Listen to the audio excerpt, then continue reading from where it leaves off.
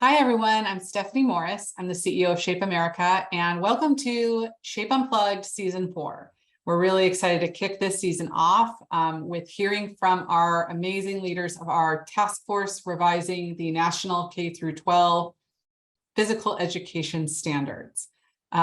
So with that, I'm going to turn it over to our guests today and ask them to introduce themselves, maybe speak just a little bit about their experience in the field and the role they currently play. So with that, Sally, you want to kick us off? Sure. Thank you. I'm happy to be here, Stephanie. Really looking forward to this conversation. My name is Sally Jones, and I have been in the physical education, health education community for over 25 years, serving in various roles from high school educator to elementary educator, then to college education, as well as State Department work as a consultant. And currently I'm consulting in health, physical education, and adaptive physical education. Hi, Stephanie. Thanks for the invite. My name is Brad Brummel. I am from Springfield, Missouri, and I serve as the Health and Physical Education Coordinator for Springfield Public Schools. This is my 5th year in that role. Before that, I spent 10 years in the elementary physical education classroom, 3 years as a middle school PE teacher, and as well an online high school PE teacher. So excited to be in the role of co-chair for the task force, and excited for our conversation today. Thank you, Brad. And Cory. Yeah, thank you again for having us. My name is Cory Dixon. I'm currently in my 3rd year as an assistant professor here at Rowan University in the Health and Physical Education Department. I've been teaching in some capacity for about 10 years now. I got my start in teaching physical education at a youth development center in East Alabama while completing my graduate studies. And that experience was more or less the impetus to my current teaching philosophies and practices. So that was a good time, and doing what I do now, teaching secondary methods mostly. I incorporate a lot of those experiences and all the learning expertise I've gotten along the way. My thanks again to the 3 of you for being here today and talking with us a little bit about the work you are doing to revise the National K-12 Physical Education Standards. So as you all know, everyone is really excited about the work that you are doing, and our thanks on behalf of Shape America for that work, for the time that you have dedicated to all of this. Can you share a little bit with our listeners about what the work has meant to you personally? What are you most excited about so far in terms of what the task force is doing and what you're achieving? And maybe we'll lead this one off with Cory. Sure. I say this from a personal perspective, and I think many of the task force members would say the same, that having an opportunity to be a leader in this space in the field of physical education has been an honor. It's been such a privilege to be able to serve in this capacity and contribute our experiences and expertise to where our standards are going, and to be a part of that conversation. I think what I would be most excited about is seeing how our current society today, the environments and contexts in which our students live in every day, being part of the conversation of what's driving our standards. One of the things I teach my students about is how different times and period were defined in different ways, and how those different scenarios can impact what students were learning in PE. So I'm excited to see how the world we're living in today will impact our work moving forward. Thank you, Cory. And Brad or Sally, any either of you want to chime in on that? I'm excited just to improve and revise these standards and outcomes, because in my opinion, they serve as the backbone of our profession. So many grants, so many decisions, processes are decided based upon the standards and outcomes, and I'm just excited to be a part of it. It has been an honor and a privilege to be a part of this work, and I'm just really excited about how the work that we are doing is going to serve the community and hopefully move our profession forward. Thank you all very much for sharing those thoughts. And I will just share that I also think regularly about the fact that everything we do at Shape America as the national HPE organization comes back to the standards, to making sure it's always standards-based. So yes, just to reflect on what each of you just shared, there's nothing more important than the revision of these standards on so many levels. So thank you. So as many know, who've been following this work, we just closed out on a very important first round of review whereby the HPE community was invited to weigh in on the draft guiding principles for the standards. Many participated in a survey or a virtual town hall or in-person sessions of convention to share their thoughts and their feedback on what was coming together. So could you please share a little high-level feedback with our listeners today about what you heard through this review period and what you're reflecting on now related to all of that? And maybe we'll kick this one off with Brad. Great question. The task force has spent a great deal of time reviewing both quantitative and qualitative data that were collected. And the quantitative data was a majority positive on each of the 4 individual student attributes. And so we were excited to see that. The qualitative data has probably been the most important to us, and we've spent a lot of time digesting that. And I think that a couple things that high level that came to the surface were that learning should be through movement. I mean, that was probably the loudest thing we heard, is that learning in our field should be through movement. And secondly is that the task force should be intentional about the concepts and skills should be able to be assessed within the classroom.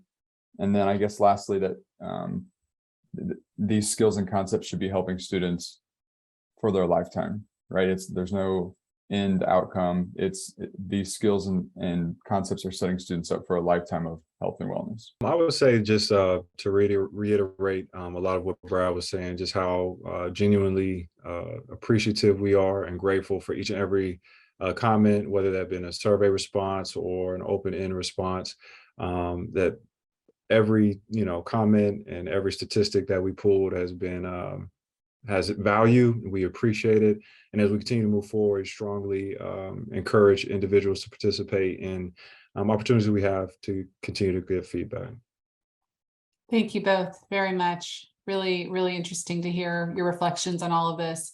And so I know as everyone is listening today to these thoughts about the review period, I'm sure they're also wondering what's next and what next steps will you undertake and what does that all look like? Sally, can you share some thoughts on that piece? Yeah. So the wonderful thing about this feedback that we have gotten, the task force has taken an opportunity, as Brad and Cory have both mentioned, that we've taken a deep dive at that, and we are using that data to think about different concepts about our attributes and their standards and all the other work that is going to be coming along, and using that feedback to improve and make changes. And so we're really looking forward to presenting updated work, hopefully before convention. And we're probably going to have a few more town halls to get more feedback on the updated work, as well as we're going to have a couple of sessions in Shape Seattle, and I think a coffee talk as well, so that people can give us additional feedback on the work that we are doing post the revisions that we've got. So we've been working really hard, and we are continuing to meet twice a month, so to continue this work, and we're looking forward to what's coming. Thank you. That's an incredible amount of time. So I'm glad that you mentioned that, because I don't think that many people appreciate the amount of time that each member of this task force puts into this work. And that's quite a bit. And I also really appreciate that you mentioned that a second round of community review is coming, another chance for everyone to give input and weigh in on the revisions, whatever those look like. So thank you very much. And that's all really exciting and something to look forward to for sure in Shape Seattle.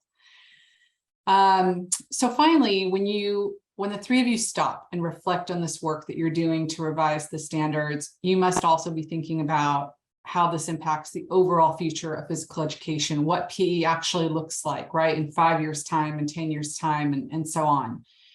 What are your biggest hopes and dreams for what that looks like for a PE program in either an elementary, middle school, high school setting, or all of the above? And Cory, why don't we lead off with you for this one?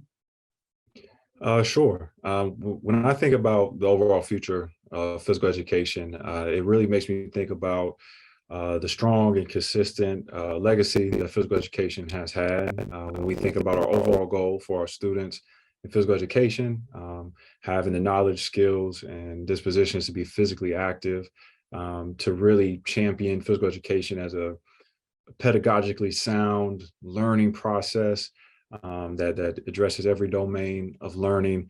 I'm excited about seeing that to continue. I think looking at some of the more contemporary influences on physical education, some of the lenses that we may look through physical education at, some of the ways we implement strategies and philosophies may be updated in some sense, but I'm just excited to see just the strong benefits that physical education has had in our nation continue moving forward, and I think that's pretty exciting. I'm excited to see a physical education in the future that's custom fit for every student that we have in our classes. I think that's really well said. Brad or Sally, either of you want to chime in on your thoughts along those lines? My dream, Stephanie, would be that that students would become better versions of themselves, find meaning in being active, find ways that they can pursue their own health and well-being. And my hope is that these revised standards and outcomes would help all students and all teachers find purpose, help them be more intentional with their instruction and learning. And regardless of who you are or where you teach, or whether you're teaching in a cafeteria or a gymnasium, or regardless of what equipment is in your closet, that these outcomes and standards would be a tool that will guide their instruction and learning. I don't know that I can say it any better than my two colleagues, but a couple of things that I think that I would like to add as my dream is that every student has an opportunity and is given an opportunity to individually meet their full potential in health and physical education. And I'm hoping, and my dream is that these standards and outcomes that we create give our educators something to stand on as a foundation to advocate for health and PE in their schools, in their state, for funding, as well as, you know, helping students achieve their maximum potential in that area. So well said, all three of you. Thank you both. Thank you all so much, very much for sharing such heartfelt thoughts about the work that you're doing. Thank you again also for the time that you're putting into this work. It's an incredible commitment and deeply appreciated. And thank you for being guests on today's show. Any final words for our listeners about this revision of the standards and the work you're doing in the task force? I think we've left it all out on the table for you, Stephanie.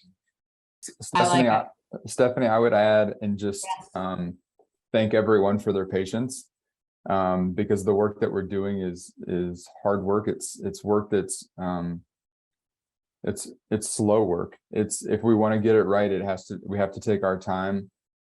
This is the kind of product that a change or a decision can impact lots of things. It's a wide reaching, and so we want to take our time and we want to make sure we get it right. So thank you for your patience. Really, really important point, Brad. And I would echo that for the National Health Education Standards as well, that are also currently under revision by another task force.